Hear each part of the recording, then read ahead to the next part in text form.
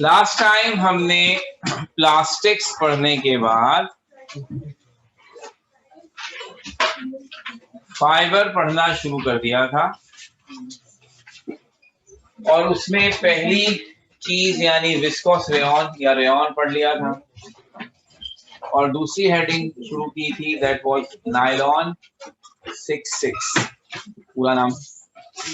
हमने आपसे कहा था कि सही मायनों में 100% आर्टिफिशियल या सिंथेटिक फाइबर जो है वो नायलॉन कहलाएगा, क्योंकि रेयॉन में हम सेल्यूलोज की मदद से फाइबर बनाते हैं and cellulose is the natural polymer. इसका मतलब है जो मेन कंपोनेंट है फाइबर का यानी कि पॉलीमर, वो हम बना बनाया नेचुरल सोर्सेज से ड्राइव करते हैं, लेकिन नायलॉन में ये पॉलीमर भी हम खुद बनाते हैं।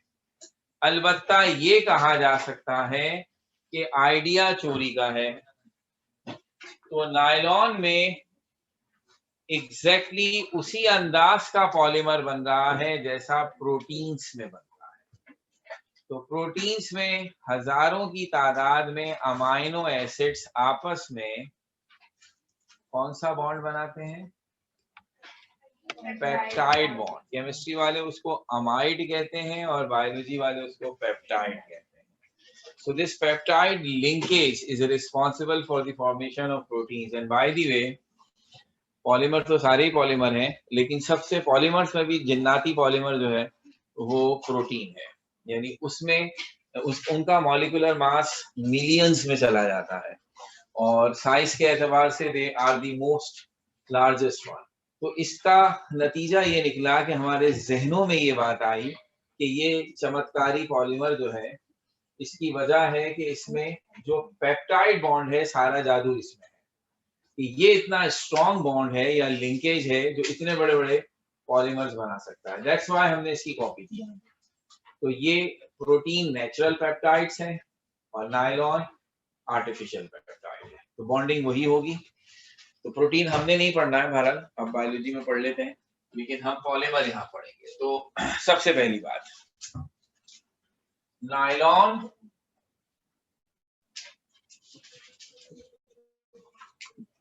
it is the copolymer of adipic acid and hexamethylene diamine। अब ये दोनों नाम जो मैंने लिखे हैं मोनोमर्स के, ये कॉमन नेम है। That's why you can have no idea ये होंगे क्या। एडिपिक एसिड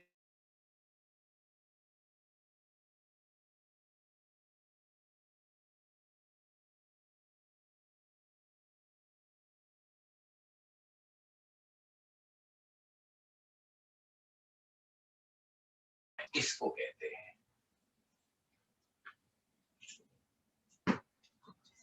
तो क्या अब ये स्ट्रक्चर देखकर आप इसका IUPAC नेम बता सकते हैं?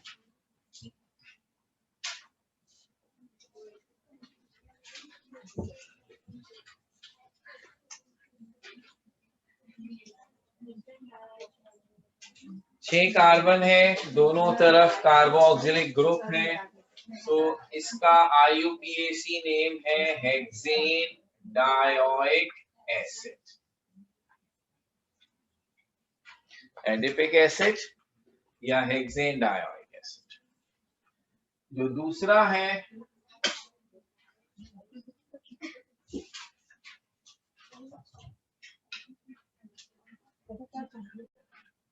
हेक्सामिथाइलीन डायमीन,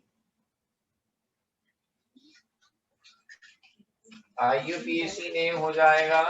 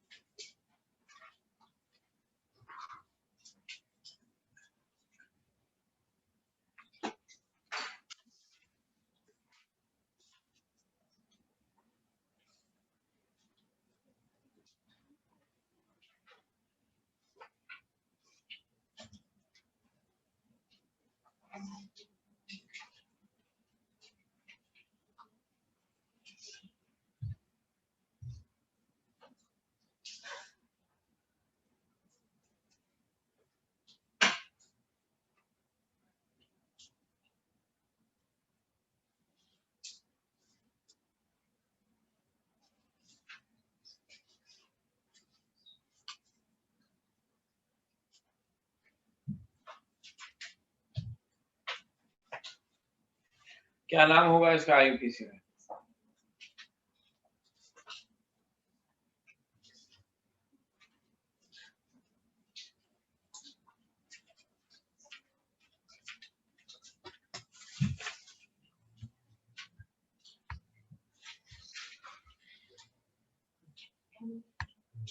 दो अमाइनो ग्रुप है, एक फर्स्ट पर है और एक 6th कार्बन पर है. So this is simply 1,6-diamino है.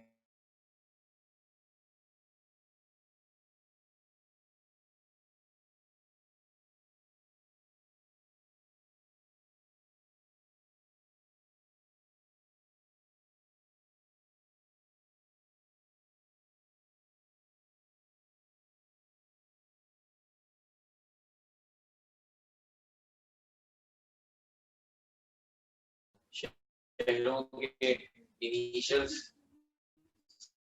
से बना है और 6 असल में हम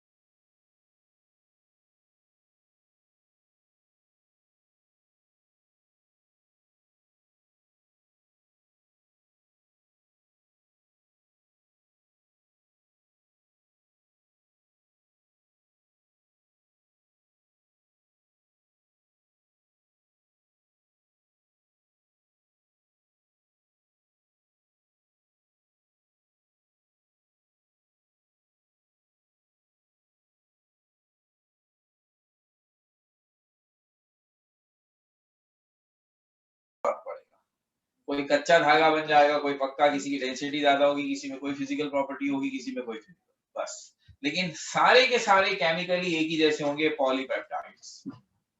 ठीक है, तो इसका मतलब है ये जो दरमियान वाले फिलहाल 4 कार्बन है, they have to play no role in the formation of nylon. ये कुछ भी हो सकते हैं. असल खेल किसने करना है? CWH. सेम यही यहाँ पर है. यहाँ इत्तेफाक से बीच में 6 कार्बन की चेन है, लेकिन फंक्शनल ग्रुप कौन है? NH2. 2 हैं, एक फर्स्ट पर और एक लास्ट. अब आप बीच में 6 की जगह 10 कार्बन ले आइए, सिर्फ एक रहने दीजिए, 15 ले आइए, हमें इससे उससे हमारी नायलॉन की फिजिकल प्रॉपर्टीज चेंज होगी. ठीक है ना. हम यहाँ बहरहाल सिर्फ एक की प्रिपरेशन लिख रहे हैं और वो उस पर्टिकुलर नायलॉन की है जो सबसे पहले बना था. लेकिन इस अंडरस्टैंडिंग के साथ कि अगर हमें इसके अलावा कोई और डायोइक एसिड दे दिया गया या कोई और डाई अमाइन दे दिया गया तो भी इक्वेशन बन जाएगी.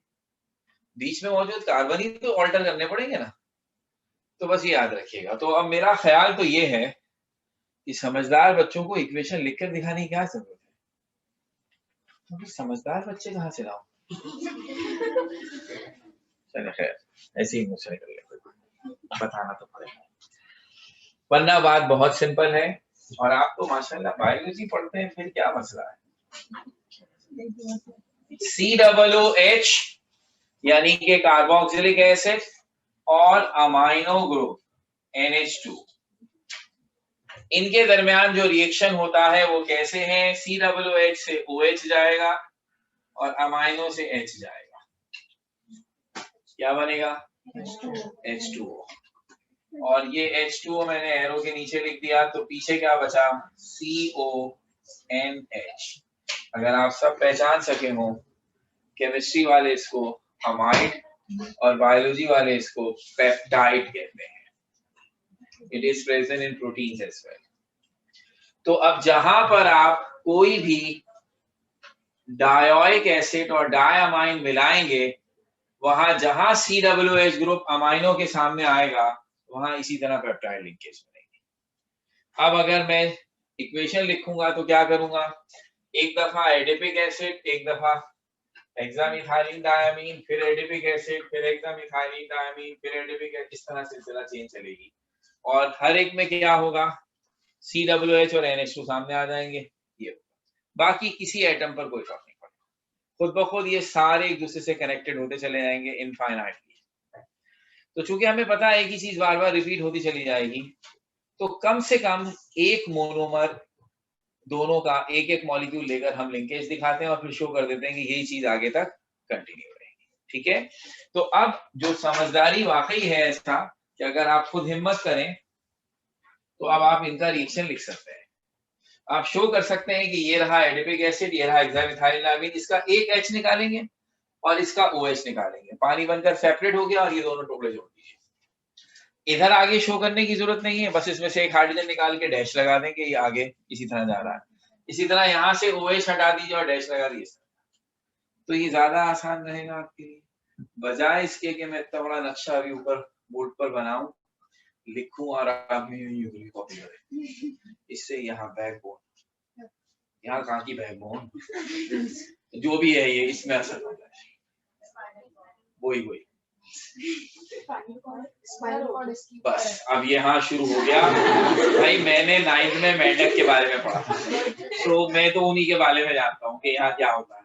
अभी इंसान होगा मुझे क्या पता, अब ये खुदा का वास्ता भी बुलवा लूंगा मैं उनको, और फिर पूछेंगे आपसे हाँ हाँ क्या होता है, सारी बातें मेरे को बीच में मत लाओ।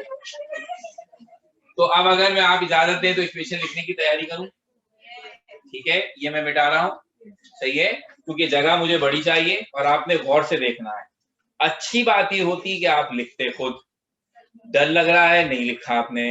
अब दूसरी अच्छी बात ये हो सकती है कि मैं जब इक्वेशन लिखूं आप देखें, आपको समझ में आ जाए हाँ सर ने यही काम तो किया, अब इतना बड़ा स्ट्रक्चर बार बार बनाना पड़ेगा, तो आप उसे फिर बगैर देखे खुद लिखते हैं, तो यहीं बैठे बैठे इक्वेशन याद हो जाएगी, तो ये ज्यादा अच्छा है। वरना वही वाली बात है कि ये नक्शे कौन याद करता फिरेगा।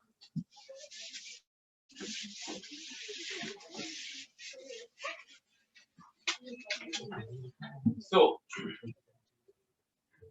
मैं एडिपिक एसिड या हेक्सेन डायोइक एसिड को ऐसे लिख सकता हूं, आपका क्या ख्याल है। जगह बचाने के लिए मैंने CH2 को 4 दफा लिखने के बजाय CH2 टेकन 4 टाइम्स लिख दिया, कोई मसला नहीं है, और वैसे भी इससे करना कराना तो कुछ है नहीं। Then CH2 taken 6 times,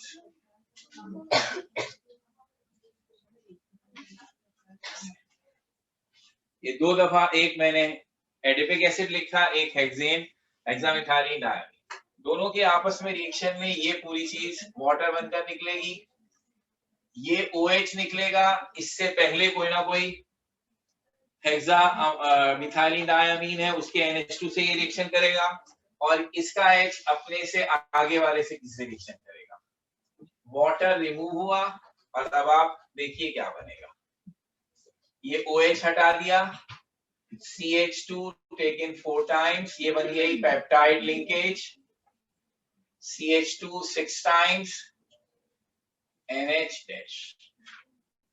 This is the structure for nylon 6,6.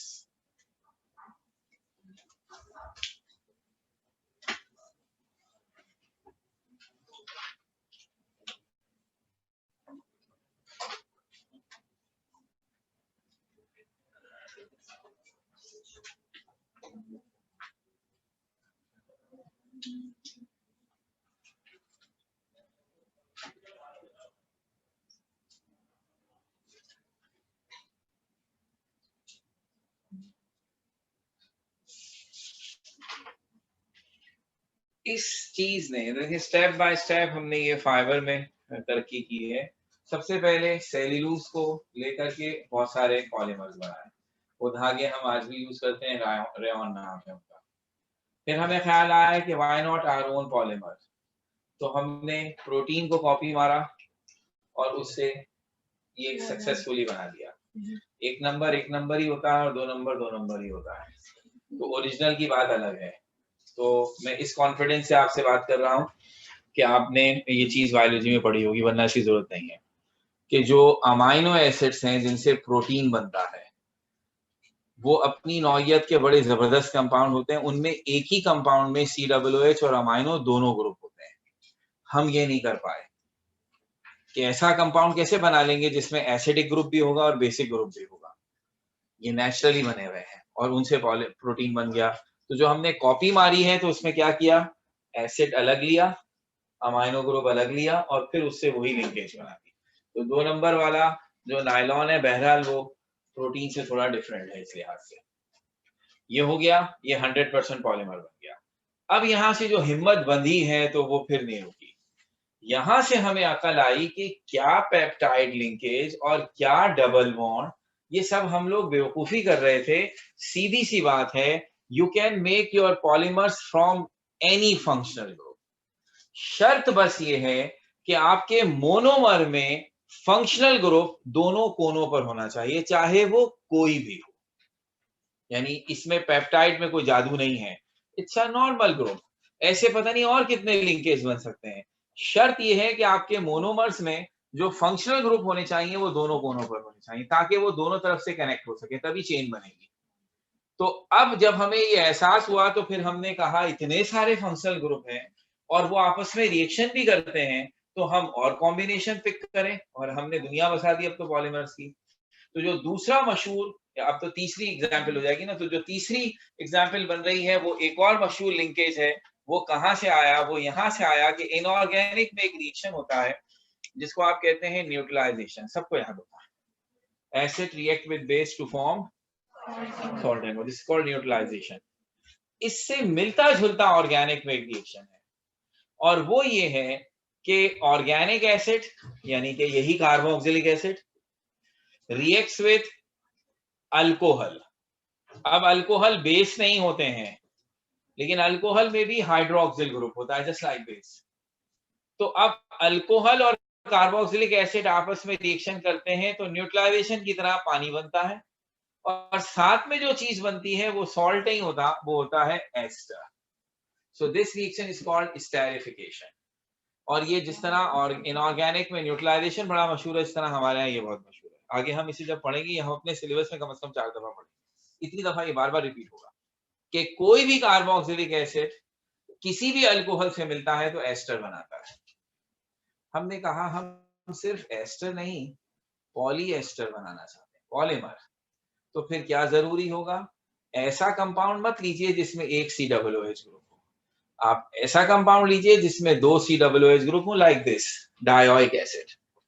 और फिर जब इसका रिएक्शन करवाएंगे तो अब पार्टनर चेंज हो गया ना, अब अमाइनो नहीं है, अब उसकी जगह आ गया अल्कोहल। तो अल्कोहल भी कौन सा, जिसमें 2 OH ग्रुप हो, एक पहले कार्बन पर एक आखिरी कार्बन पर। तो डायोइक एसिड और डायोल आपस में मिलेंगे और पॉलीएस्टर बना देंगे। तो अगर हमारी जनरल नॉलेज कुछ बेहतर हो तो ये तीनों उन फाइबर्स का नाम लिया गया है जो पाकिस्तान के टेक्सटाइल में सबसे लीडिंग है। पाकिस्तान में जितना टेक्सटाइल है उसमें या तो रेयॉन इस्तेमाल हो रहा है, या नायलॉन हो रहा है, और या फिर पॉलीएस्टर। ये तीनों धागे बहुत ज्यादा इस्तेमाल होते हैं, इसलिए हमने इनको ही हाईलाइट किया है। तो अब तीसरे में भी सिर्फ डेफिनेशन और इक्वेशन, और अब आप ज्यादा कॉन्फिडेंट इक्वेशन के मामले में हो सकते हैं कि बिल्कुल यही पैटर्न होगा। कार्बोक्सिलिक एसिड वही लेंगे जिसमें 2 COOH ग्रुप हो, और अब उसके साथ डायमाइन नहीं होगा बल्कि 2 OH ग्रुप वाला डायोल होगा, और उसके नतीजे में एस्टर बनेगा। So this example is polyester, और नाम इस पर्टिकुलर एग्जाम्पल का है डेक्रॉन या टेरिलीन। ये उस पर्टिकुलर पॉलीमर का नाम है जिसे हम बनाने जा रहे हैं। ये जिस फैमिली से बिलोंग करता है वो है पॉलीएस्टर्स।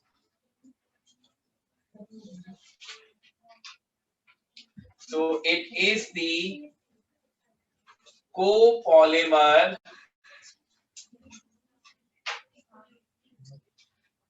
of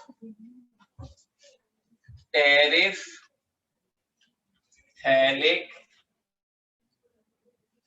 acid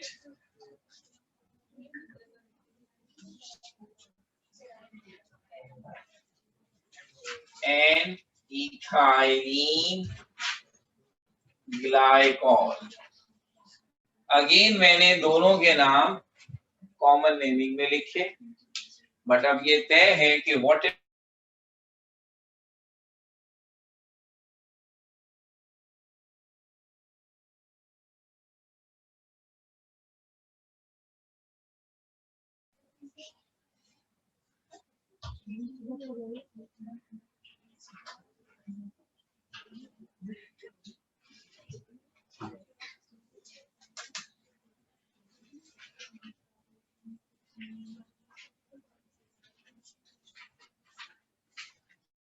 तो अब जितना नॉमेनक्लेचर हमने पढ़ा है उसमें इत्तेफाक की बात है इसका नाम नहीं दे सके हम, ऐसा कंपाउंड नहीं आया था, तो हमारा आईयूपीएसी जितना हमने पढ़ा है वो यहाँ रुक जाता है।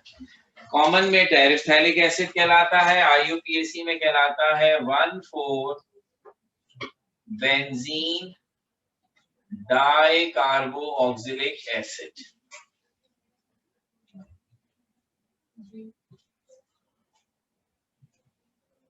और इथाइलिन ग्लाइकॉल का नाम शायद हम फौरन ले पाए। आईयूपीएसी में इसको कहते हैं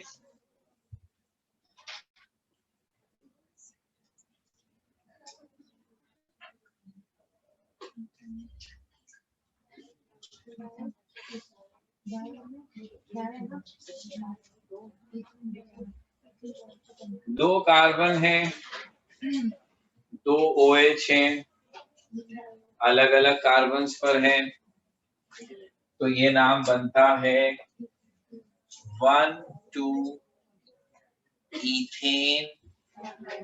diol.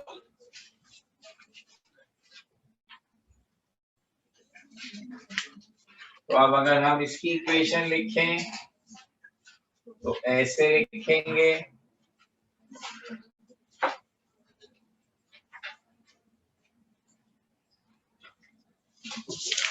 this is terephthalic acid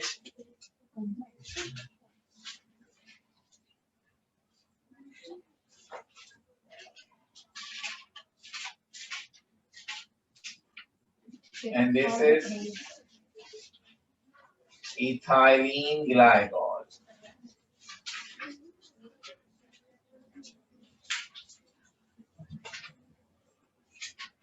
अब आपको नजर आना चाहिए यहाँ भी कि OH जाएगा कार्बोक्सिलिक एसिड से और H जाएगा अल्कोहल से, तो ये बनेगा वाटर। इसी तरह इस कोने से भी H हटा दीजिए और इस कोने से OH हटा दीजिए, तो वाटर एलिमिनेट होगा और क्या चीज बची,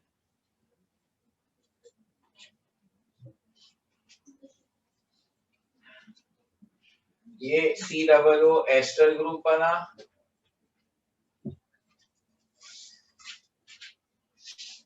This is dacron or terylene.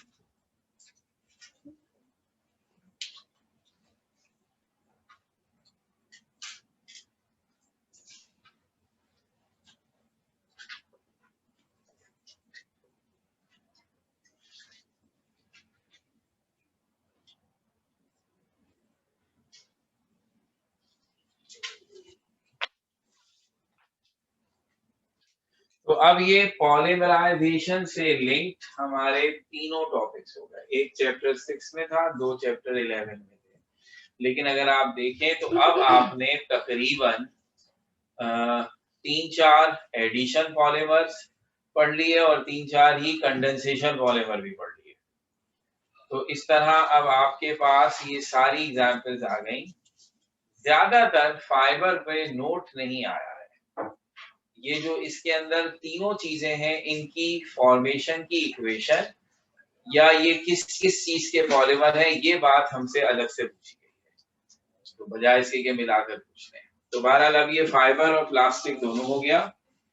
ये हमने पहले पढ़ लिया, चैप्टर की तरतीब में ये बाद में थे, लेकिन हमने इस तरह के सारा पॉलीमर का टॉपिक हो गया। अब जो बाकी की 4 इंडस्ट्रीज हैं उसमें सबसे पहली है फर्टिलाइजर्स, यानी बुक खोलते अगर हम और चैप्टर 11 शुरू होता फर्टिलाइजर से है, क्योंकि उनका पॉइंट ऑफ व्यू ये है कि ये हैं केमिकल इंडस्ट्रीज इन पाकिस्तान। और पाकिस्तान चूंकि एग्रीकल्चरल कंट्री है और कहते हैं 70% लोगों का ऑक्यूपेशन जो है वो एग्रीकल्चर से एसोसिएट करता है, इसलिए हमारी सबसे लीडिंग इंडस्ट्री जो है वो फर्टिलाइजर है। फर्टाइल से लफ्ज निकला है, खाद उर्दू में कहते हैं, यानी वो सॉइल या मट्टी जिसे हम पौधों की बेटर ग्रोथ के लिए इस्तेमाल करते हैं। बॉटनी भी पढ़ते हैं आप, सो ये बातें मुझसे बेहतर अच्छी तरह जानते हैं कि पौधों को ग्रोथ करने के लिए पानी नहीं चाहिए। मेरी तरह तो नहीं है ना, क्योंकि मैंने नहीं पढ़ी बायोलॉजी, तो इस चक्कर में बचपन में बहुत बुरी तरह पिटा हूँ, जिससे मैंने ये सबक सीखा कि आदमी को पिटने से बचने के लिए बायोलॉजी पढ़नी चाहिए। हमारे घर में गुलाब का एक पौधा लगा हुआ था जब मैं छोटा था, उसके बाद मैंने गुलाब को रहने नहीं दिया, तो उसकी क्यारी थी छोटी सी बनी हुई। तो घर वालों ने मुझे ये देखते हुए कि सारा दिन कुछ नहीं करता, तुझे पढ़ता भी नहीं था, तो उन्होंने कहा कि इसके जिम्मे कम से कम इतना तो काम लगा सकते हैं कि ये पानी दिया करे। अच्छा, अब चूंकि हमें भी इस बात का एहसास था कि हम कुछ नहीं करते, तो हमने कहा कम से कम यही काम अच्छा दिल लगा के कर ले।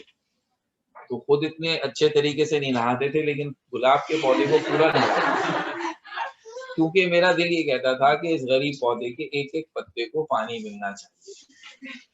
तो जड़ में पानी डालने से क्या फायदा, वो तो सारा मिट्टी में चला जाता है, पानी तो पौधे को पिलाना। तो उसके वो पत्ते जो क्यारी से बाहर भी निकले हुए थे, उस पे भी स्पेशली पानी डाला जाता था, तो वो पानी जाहिर सी बात है बाहर गिरता था।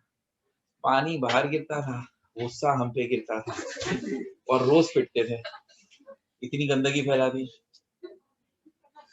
समझ में नहीं आया, वो तो फिर किसी ने बॉटनी पढ़ाई तब समझ में आया कि भाई ये इस तरह नहीं करते, अंदर अपना सिस्टम लगा हुआ है, अब सिर्फ जड़ों में पानी दे, पानी खुद पहुंच जाएगा। उसके बाद पता ही चला कि गंदगी घर वाले इतनी मचाते थे उसके साथ, वो तो बाद में पता चला कि घर वाले मचा, मैं समझता था कोई और करता है। चाय की पत्ती फेंक दी बताओ उसने, और मैं बैठा हुआ एक एक पत्ती साइड में फेंकता जा रहा हूँ कि गंदगी मचा दी भाई, पौधों को मट्टी चाहिए उनको आवत थे। और फिर जो कचरा होता था वहां फेंक देते थे, हम हटा देते थे, वो फेंकते थे हम हटा देते थे। 4 दफा ऐसा हुआ, 5वीं दफा हमारी भूख लग गई, बोले ये क्या करते हो तुम, हम वहां फेंकते हैं तुम वहां से हटा देते हो, क्यों फेंकते हैं। तब उन्होंने हमें समझाया इसको बोलते हैं खाद। इससे साबित हुआ कि बॉटनी पढ़नी। तो अब ये फर्टिलाइजर आज पढ़ाने के काबिल हो गया, अब्बा को पता चल जाए कि आज बच्चा इतना बड़ा होगा, कितने खुश होंगे। तो अब ये फर्टिलाइजर्स असल में वो चीज है जिससे पौधे ग्रोथ करते हैं। क्या मैकेनिज्म है, क्या टाइप्स हैं, जहन में रहे हमारा टॉपिक है chemical industry, so chemical fertilizers पढ़ने हैं, नेचुरल नहीं पढ़ने हैं। हमने वो पढ़ने हैं जो हमने खुद बनाए। ठीक है, थैंक यू।